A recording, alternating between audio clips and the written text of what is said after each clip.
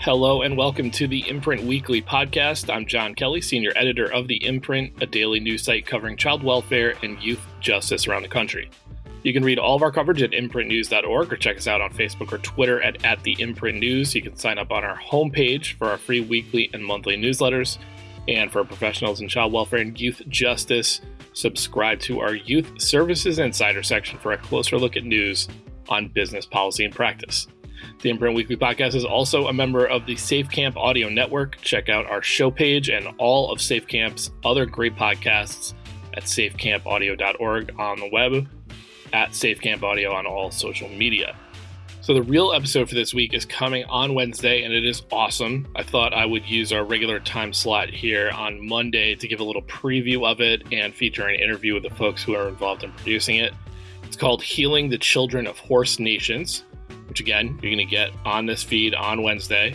And it takes readers, viewers, and listeners deep inside of rural Oregon's Indian country where elders are indigenizing social work through equine therapy for young people who have experienced foster care and or the youth justice system. This is a collaboration between the Imprint's Indigenous Children and Families reporter, Nancy Marie Spears, podcast producers Julie and Mara Reynolds. Julie is also our associate editor, and visual storyteller Josue Rivas. This is a multimedia package, so you can hear the podcast here on Wednesday, then go to the Imprint at imprintnews.org, and you can read Nancy's story, which is quite different than the podcast show, and a large collection of Josue's beautiful photography for this project. So today I'm going to play you a short interview I did with Nancy, Julie, and Mara, just about how the podcast came together.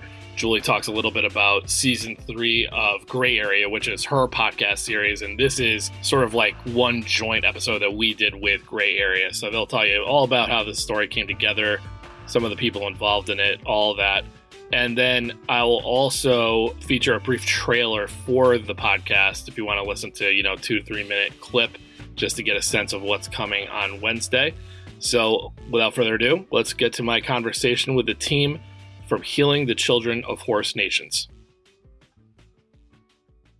All right, so I've got with me here Julie Reynolds, associate editor for the Imprint, but also host and co-producer of the Gray Area podcast. Mara Reynolds, her co-producer on Gray Area, and Nancy Marie Spears, reporter on Indigenous Children and Families for the Imprint, who collaborated on a truly amazing podcast story that will be out this week called Healing the Children of Horse Nations. At the center of this, it's a story about an equine therapy treatment program run by these long-term social workers for Indigenous youth who have had experience, either with the child welfare system or youth justice or both.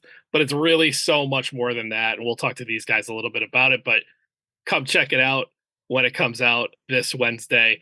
Julie, let's start with you. This is the 3rd season of Gray Area. Can you tell folks a little bit about what the theme is for this season and how this particular episode came to be a part of it? Sure. Yeah, it's our 3rd season, and it's called Elders. It focuses on people who have survived historical trauma, systemic injustice, but they're people who have worked their whole lives to try to prevent those kinds of harm and address that kind of harm in the youth. So these are people who have experienced their own trauma, but despite that are constantly giving back to their own communities. It just kind of came about from our last season, which was about a man who survived 2 decades of incarceration, as we were just thinking about people who've experienced trauma and why they play such a big role in healing others from their trauma or preventing that kind of trauma, and how they find the strength to do that. And it just kind of morphed into this idea of, we need to really celebrate these people. We started talking to people and they had amazing histories because not only have they been helping people all their lives, but they were involved in very important historical moments, as happened in this podcast particularly, which was Nancy Marie Spears from the Imprint. I'll let her talk about that, but she started working with this man, John Spence, who does equine therapy. And we just realized he would be a great elder to kind of introduce the whole series. But I'll let her talk more about him. Yeah, that's a pro segue from a pro podcaster right there. which I will pick up on. So Nancy, yeah, tell us like how you came into John's orbit. Obviously, he's a main character here. Not character, they're real people. But tell us who else we're going to meet along the way for people that listen to this episode, and how you came to know about this. And I set it up a little bit. Yes, it's about this program, but it's about more than that. Tell the folks a little bit about what all went into this and what experiences you had with John and others. Yeah, so thank you for that question. This story really came about in a very, I would say, serendipitous way. It was something we weren't necessarily seeking out to do a story about this. It kind of just fell in our lap in a very beautiful way. I had met Mr. Spence at a NICWA conference. The National Indian Child Welfare Association has an annual conference, and we had met in the conference that they did in Reno last year. He did this seminar on healing with horses and this kind of idea of cultural reclamation around horse nations and alternative therapy options for Indigenous foster youth and youth that are in juvenile justice systems. And I was just very enamored by this idea of healing through animal kinships. It's something I've seen firsthand, not only in my own life, but in plenty of other Indigenous people's lives, and people who aren't Indigenous, often find a lot of healing through animal kinships. And so this was just a story that I felt very privileged to do, quite honestly, just because this is a very personal thing to Mr. Spence. It's a very personal thing to the other elders who are, in their late 70s, early 80s, as Julie said, still doing this work to help heal other people's trauma, despite being involved in so much of their own. And so I sat through the NICWA conference where Mr. Spence was doing his seminar. I went up afterwards and just asked, hey, would you be interested in maybe being interviewed and just seeing where that goes? And he was absolutely very, very avid about doing that. And so it kind of just snowballed into this really beautiful thing where we had a lot of really intense access opportunities. I got invited to observe multiple different types of horse therapy sessions on different reservations in different tribal communities. One being at the Forward Stride in Beaverton, Oregon, which is where a lot of this podcast takes place. And then kind of the other half of the podcast takes place on the Burns Paiute Reservation, where there was a pilot program being done at Mr. Spence's direction for equine therapy program for Indigenous youth. And so it kind of just became this really sweeping movement that I got to see. Mr. Spence made it very clear to me that this is something that lots of tribes across Oregon are doing. Lots of tribes across Indian country are starting to make this movement towards the cultural reclamation of horse nations. And these are tribes that came from the Pacific Northwest and Great Plains area generally, and are very closely connected in a lot of ways to horses specifically. They have a very sacred, very symbiotic relationship. We, can recall in the times of pre-colonialism, we didn't have fences. And so the reasons that horses stayed around tribal people is because of this much deeper reciprocal relationship with the horses and with animals in the land generally. And so it's really, this story for me is not necessarily just about highlighting this very beautiful, very, it's really a highlight of a lot of really beautiful things across Indian country in a lot of ways for me. But in a more larger, broader scope, I think that this story really kind of encapsulates what cultural reclamation can look like when it's directly involving elders and youth. Amara, you're kind of the unseen hand behind Gray Area. I know you do a ton of the research around this, and I'm sure a lot of that for this particular episode went into just really the history of horse nations. What can you tell us just about that history? You don't have to go deep dive. Everybody should listen to the episode about that. But what should people know going in, and what is the, modern day legacy? Is this something that's dying out in any way, or is this equine program really kind of a testament to, no, it's not going away?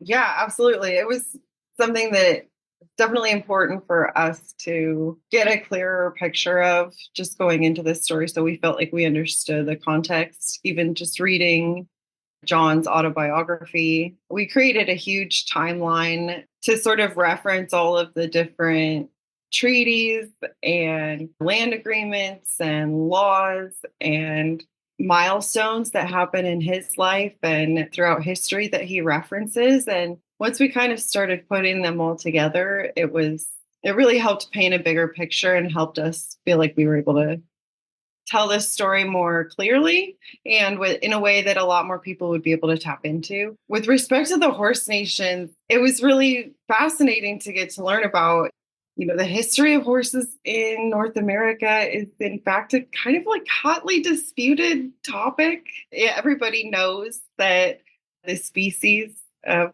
horse, as we know them, first started in North America long before the last ice age, but nobody really it's not decided. And of course, there's a whole lot of arguments and evidence on both sides and odd investments on the part of, the Bureau of Land Management, who still continues to euthanize wild horses throughout Oregon to this day. So the revitalization of Horse Nations is tied to keeping those horses alive still and keeping the story of their existence continuously in North America alive still. So it's been an honor and absolutely like a privilege, like Nancy was saying, to learn more about. But it felt important to learn about because it's not our story. Like we're just presenting it in a way to make it accessible to as many people as possible. You guys definitely accomplished that. It really feels like you're getting some history, you're getting some present day, and you're going on a journey. Like it really felt like you're going on this trip with you guys through the episode. So it's very cool to listen to. I'm excited for other people to listen to it. And just to piggyback off of what Mara said earlier about creating the timeline for John's life and kind of how his life's milestones, quote, coordinated against, history's milestones. I think that really is a testament to the lived history that is really representative in a lot of these folks that are quoted in the story. I mean, once again, you're talking about elders who have survived boarding schools and the displacement programs and the relocation programs and the termination of tribes, which happened very, very prevalently across Oregon. And so there's going to be a lot of central, I think, people in this story, really central voices that I hope people really hear and can take a lot away from. There's obviously the kids and the horses. They make a lot of ambient sounds throughout. And I think that's really just only adds to the beauty and, again, just the interwoven nature of all of our histories. We're really, I think I want to commend, Julie and Mara for doing such a great job on really weaving the voices of the historical voices, the elders' voices, and also the voices of the young people, the kids and the horses, because it really it shows kind of the backdrop of silliness that can exist even amid this history, which I think is personally really beautiful. So there's a lot of other folks in the story that I think everyone's really going to take a lot of enjoyment out of. Mr. Spence is this spunky 82-year-old that is just full of energy. It's even something, it's really amazing to watch him work and to hear him speak to these kids and really be very frank with them about his own history and his own experiences with addiction. And so there's that. And Mr. St. Martin, Jim St. Martin, is a Burns Paiute elder. He's 77. He had a very, very abusive adoptive home when he was growing up. He had an adoption that happened prior to the existence of the Indian Child Welfare Act.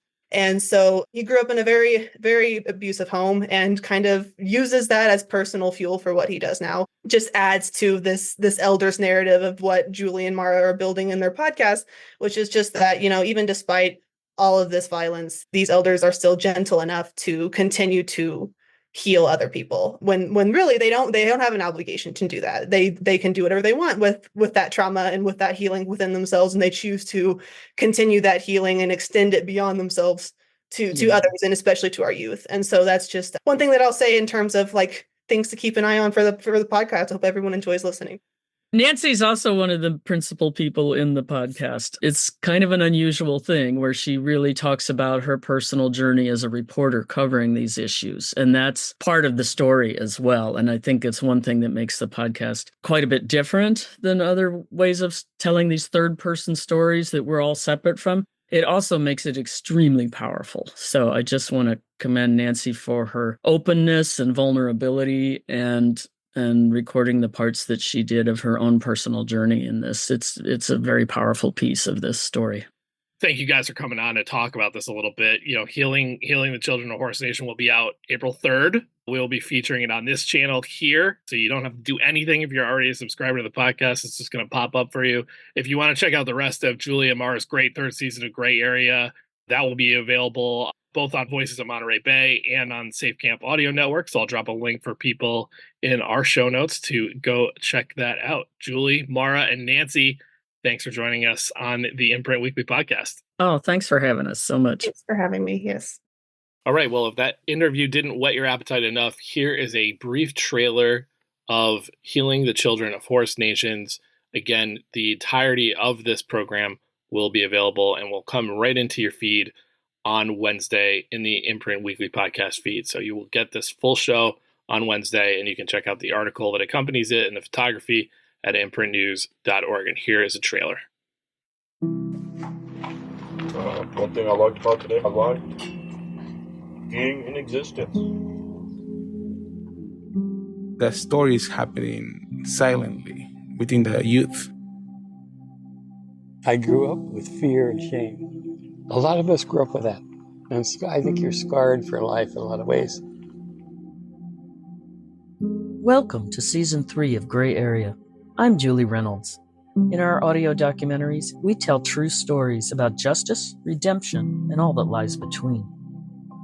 You have to be able to be an Indigenous person first and be an Indigenous journalist second. What would it look like if maybe we didn't have to do this anymore? You know, like, what if we didn't have to deal with the trauma because there's no trauma there? In our third series, Elders, we're hearing from survivors of systemic injustice and historical trauma. They're showing the next generation what they've learned about how to address and prevent those kinds of harm, and their models offer lessons we should all pay attention to. See, they're attracted to your story. That's what happens. They hear your story and they want to be around you. We were Iqaluit children, and we both fought for the same cause to get kids back in homes. The first episode of our new season is titled Uncle John, and it's produced in partnership with the Imprint. This full-length audio documentary is part of a special project showing how Indigenous elders are tapping the healing power of horses to address trauma and addiction in Native youth. As your grandma, as your auntie, I'm not just here to be here. I'm here for a purpose. It's a feeling you can't explain, but you can see it. You can see it in these kids. I can see it on their faces. You can trust them as long as you have something to get out. The horses will take it in and they'll help you a lot. Those stories of joy or of triumph, or those stories of just pure silliness. You know, how do we create space for this? Yo, he can tell you're the baby. That's true. This is true. Yeah. See what? You can pet him. You pet him. When these youth see themselves, hopefully they remember their sacredness. No, he will not bite you. He loves you. See, look, he nuzzles. We didn't have any of that when I was a kid. So horse racing, it's part of all that. It's part of that Indian pride and identity. Blossoming, just blossoming. Uncle John launches April 3rd at the Imprint at imprintnews.org. Uncle John was produced by Nancy Marie Spears, Mara J. Reynolds, and me. For show notes, visit grayareapodcast.com. That's gray with an A. And to check out our full multimedia experience on this movement to indigenize child welfare, including reporting by Nancy Marie Spears and a photo essay by Josue Rivas, go to the Imprint at imprintnews.org. Thanks to Julie Reynolds, Mara Reynolds, and Nancy Marie Spears for joining me today, and make sure to check your podcast feed and imprintnews.org on Wednesday for their incredible project, Healing the Children of Horse Nations. The Imprint Weekly Podcast is a production of the Safe Camp Audio Network, which is a division of Fostering Media Connections. Please visit safecampaudio.org on the web or at safecampaudio on all major social media. This podcast is produced and mixed by Christine Anjoko, with music by Luke Giroux and Cyrus Elia. If you enjoyed this episode, we would love it if you'd consider subscribing or giving us a 5-star rating on Apple, Spotify, or wherever you download your podcasts. We would greatly appreciate if you consider supporting our work here on the podcast and in print. Small donations from our listeners and readers go a long way towards helping us grow and cover more great stories in child welfare and youth justice. To support us is very easy. Just visit imprintnews.org/donate. You can follow The Imprint on Twitter and Facebook by searching the handle @TheImprintNews, and visit us on the web at imprintnews.org or email us at tips@imprintnews.org. I'm John Kelly, and we'll see you next week.